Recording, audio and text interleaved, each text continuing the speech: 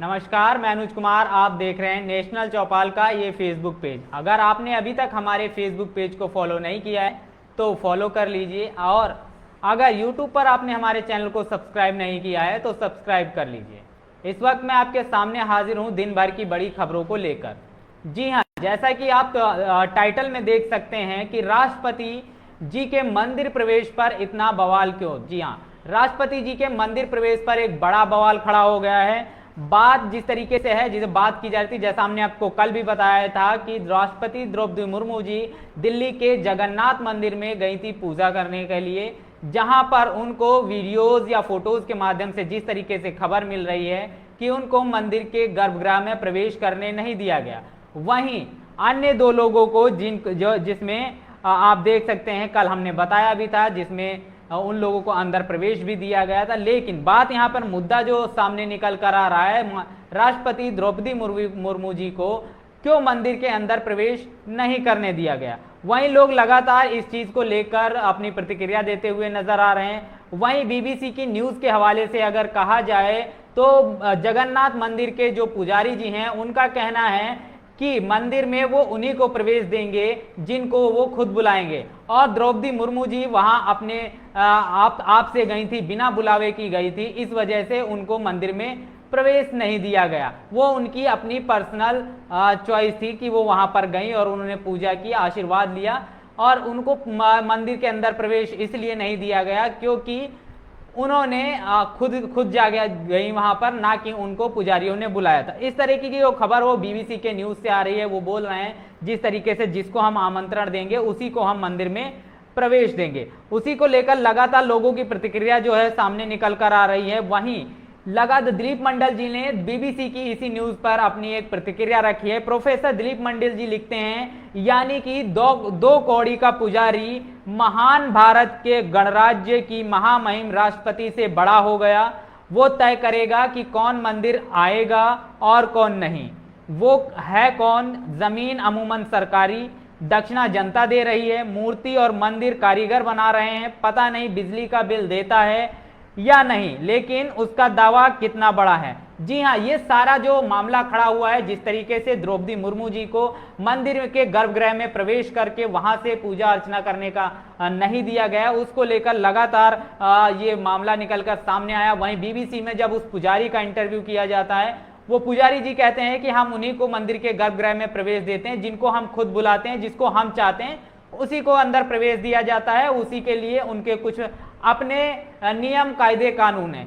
जबकि भारत का प्रथम नागरिक, भारत की राष्ट्रपति द्रौपदी मुर्मू जी को मंदिर के अंदर प्रवेश करने की वो अनुमति नहीं देते हैं क्योंकि उनको उन्होंने नहीं बुलाया था, वो अपनी मर्जी से उस मंदिर में गई थी। उसी को लेकर दिलीप मंडल जी कहते हैं कि वो दो कौड़ी का जो पुजारी है वो महान भारत की गणराज्य की जो महामहिम राष्ट्रपति से बड़ा हो गया है। वो तय करेगा कौन मंदिर के अंदर आएगा, कौन नहीं। वो है कौन?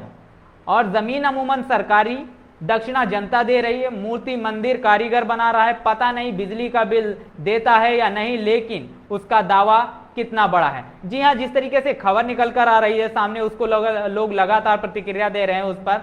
वहीं कुछ अम्बेडकरवादी जी भी इस मामले पर अपनी प्रतिक्रिया देते हुए लिखते हैं, हम उम्मीद कर रहे थे कि महामहिम द्रौपदी मुर्मू जी आदिवासियों का सम्मान करवाएंगी, वो तो खुद ही अपना अपमान करवाकर वापस आ गई। द्रौपदी मुर्मू जी से हम सब आपसे निराश हैं। आप देश की प्रेसिडेंट हैं, शक्तियों का प्रयोग करें और उन पुजारियों को जेल में डलवाएं।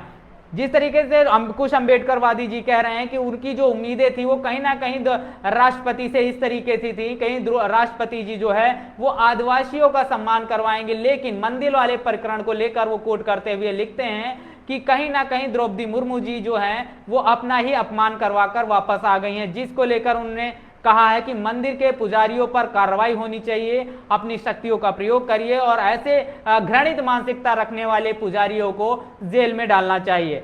वहीं इसी मामले पर सूरज कुमार बौद्ध जी एक बड़ी प्रतिक्रिया देते हुए लिखते हैं कि हमारी प्रेसिडेंट मैडम हिंदू धर्म को प्रैक्टिस करती हैं, वह कभी मंदिर में झाड़ू लगाती हैं तो कभी पूजा करती हैं। जगन्नाथ मंदिर में उनके साथ कैसा व्यवहार हुआ या उनके धर्म का आपसी मामला है, हम टांग क्यों अड़ाएं।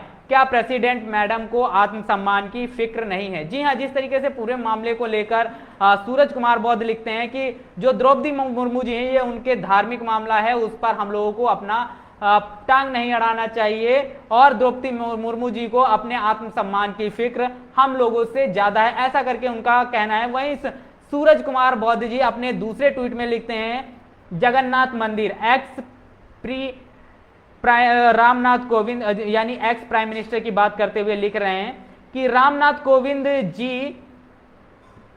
एक्स प्रेसिडेंट की बात करते हुए लिख रहे हैं, रामनाथ कोविंद जी के साथ भेदभाव हुआ लेकिन फिर भी उन्होंने मंदिर जाना नहीं छोड़ा। अब मैडम प्रेसिडेंट के साथ भी भेदभाव हुआ, आप यकीन कीजिए मैडम भी अंदर जाना नहीं छोड़ेंगी, इसलिए आप लोग उन्हें उनके हाल पर छोड़ दीजिए, जबरदस्त की क्रांतिकारी मत बनिए, जय भीम। इस तरीके से जिस तरीके से जो हमारे पूर्व राष्ट्रपति थे रामनाथ कोविंद जी, उनको भी मंदिर जाने पर तमाम तरीके की चीजों उनके साथ भेदभाव हुआ लेकिन फिर भी वो मंदिर जाना नहीं छोड़ते हैं।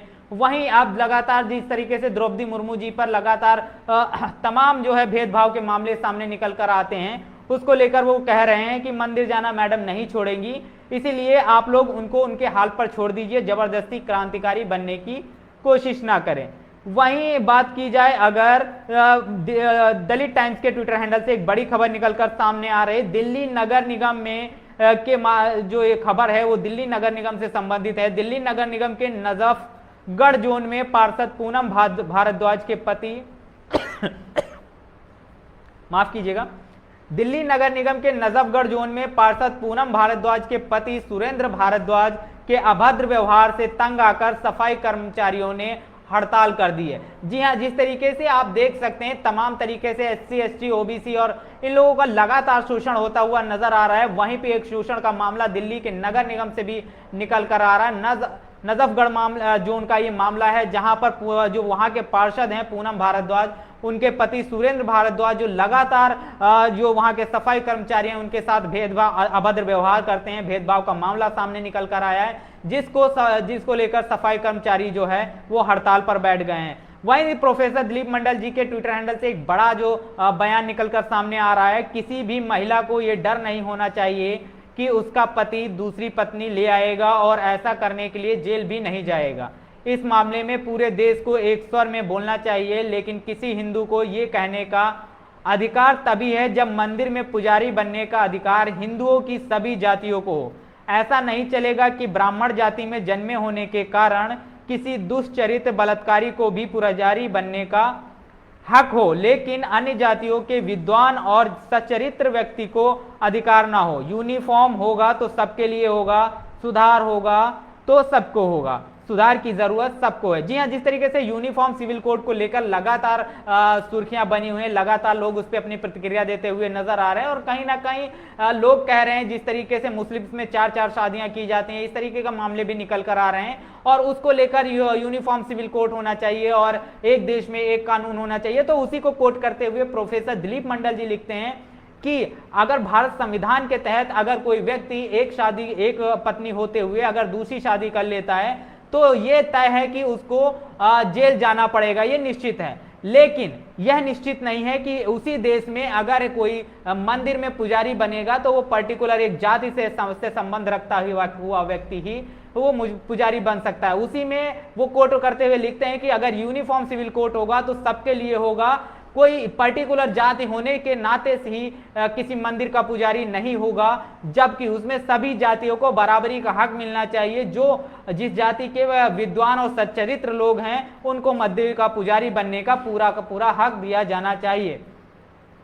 वहीं बात की जाए अगर बोलता हिंदुस्तान के ट्विटर हैंडल से, बोलता हिंदुस्तान में लिखा है, मैंने मोदी जैसा झूठ बोलने वाला प्रधानमंत्री कभी नहीं देखा, सीएम सिद्धरामैया। तो सीएम सिद्धरामैया का बड़ा बयान सामने निकल कर आ गया है। उन्होंने लिखा है कि मोदी जैसा झूठ बोलने वाला प्रधानमंत्री नहीं देखा। इस तरह की जो खबर सामने निकल कर आ रही है कि मोदी जी के लगातार बयानों को लेकर, उनकी जुमलेबाजी को लेकर लगातार ये सारी चीजें जो है निकल कर सामने आ रहे हैं। वहीं प्रोफेसर दिलीप मंडल के ट्विटर हैंडल से एक बड़ी खबर फिर से निकल कर सामने आ रही है। छोटी सी सूचना वो देते हुए लिखते हैं, तमिलनाडु में एक बड़े मंदिर के पुजारियों ने एक दलित महिला को मंदिर में घुसने से रोका और बदसलूकी की।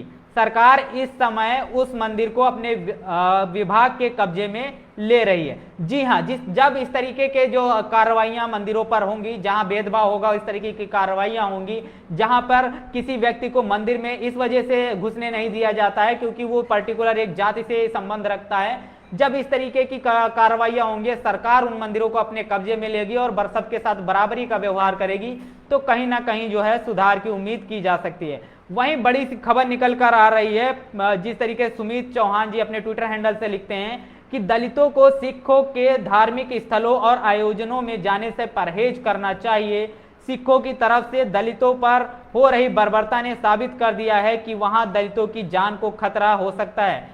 किसान आंदोलन में भी एक दलित व्यक्ति के साथ दरिंदगी हुई और फिर ऐसी दर्दनाक तस्वीरें सामने आई हैं। दलितों को सावधान रहना चाहिए, ऐसी जगह ना जाए। सुमित चौहान जी लिखते हैं कि जिस तरीके से दलितों के साथ जो किसान आंदोलन में बर्बरता हुई, और वहीं एक वीडियो जो निकलकर सामने आ रहा है, उस वीडियो को मैं आपको दिखाना चाहूंगा। उस वीडियो में कुछ व्यक्ति एक व्यक्ति को बहुत बुरी तरीके से पीट रहे हैं, आप देख सकते हैं।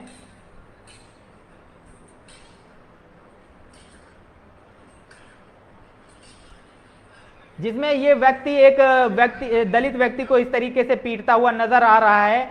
तो उसी को कोट करते हुए सुमित चौहान जी लिखते हैं कि जो दलित हैं उनको सिखों के धार्मिक स्थलों और आयोजनों में जाने से परहेज करना होगा। लगातार इस तरीके की जो खबरें कहीं ना कहीं सिखों के इस तरीके के आयोजनों से, सिख समुदाय के आयोजनों से आती रहते हैं। किसान आंदोलन में भी इस तरीके की खबर आई थी, उसी को लेकर ये कोट करते हुए लिख रहे हैं। वहीं बात की जाए भीमा कोरेगांव से, एक बड़ी खबर निकलकर सामने आ रही है। भीमा जो करणी सेना के अध्यक्ष थे अजय सेंगर, उन्होंने बयान दिया था कि भीमा कोरेगांव का जो विजय स्तंभ है उसे बुलडोजर से गिरा देना चाहिए, जिसको लेकर घमासान मच गया है और जो भीम सैनिकों ने करणी सेना के अध्यक्ष की जमकर पिटाई कर दी है। जी हां, जिस तरीके से भारी मामला सामने निकल कर आ रहा है कि पूर्व में बयान जो करणी सेना के अध्यक्ष के द्वारा दिया गया था, उन्होंने अपने बयान में कहा था कि किस तरीके से जो विजय स्तंभ है उसको गिरा देना चाहिए, जिसको लेकर लगातार बहुजनों की भावनाओं का आहत हुई और भावनाओं का आहत होने के साथ साथ जो वहां के भीम सैनिक थे, उन भीम सैनिकों से अपने इतिहास पे इस तरीके की अभद्र टिप्पणी बर्दाश्त नहीं हुई और उन्होंने उसकी जमकर पिटाई कर दी। पिटाई के दौरान उनके कपड़े तक फट गए। आप वीडियो में देख सकते हैं किस तरीके से लोग उनको पीट रहे हैं।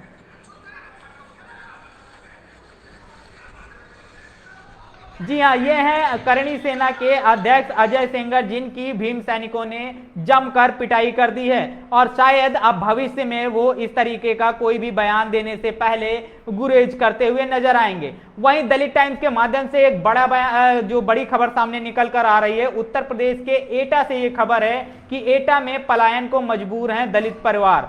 कहीं ना कहीं जिस तरीके से ये सारी चीजें खबरें आ रही हैं, यह मकान बिकाऊ है। कुछ दिन पहले ठाकुरों द्वारा दलित व्यक्ति के लिंग काटने और गर्भवती पत्नी पर हमला करने की घटना सामने आई थी। उसी को लेकर वहां तब से भय का माहौल व्याप्त है।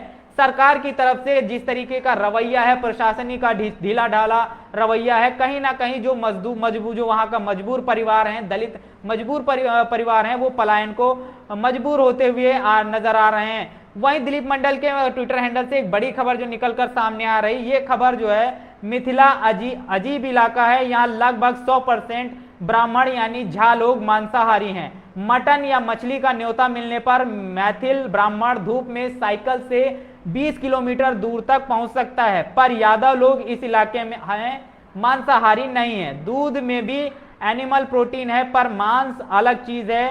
ये क्यों हुआ होगा? यादव यहाँ मांसाहारी क्यों नहीं हुए? जी हाँ, जिस तरीके से लगातार बकरीद आने वाली है और बकरीद पर जिस तरीके से लोग मुस्लिम समुदाय को लेकर उनके जो देखा जाए तो वहां पे बकरीद में बकरे की बलि दी जाती है और बकरे को काट कर वो लोग मांस खाते हैं, उसको लेकर लगातार जो है लोग टिप्पणी कर रहे हैं। उसी को कोट करते हुए दिलीप मंडल जी लिखते हैं कि जो मिथिला अजीब इलाका है, यहाँ के जो ब्राह्मण हैं यानी झा लोग हैं, वो कहीं ना कहीं जो है अगर मांस मछली के बहुत ज्यादा शौकीन हैं और मटन मछली का न्योता मिलने पर धूप में भी जो मैथिले ब्राह्मण हैं वो 20 किलोमीटर तक साइकिल से भी जा सकते हैं।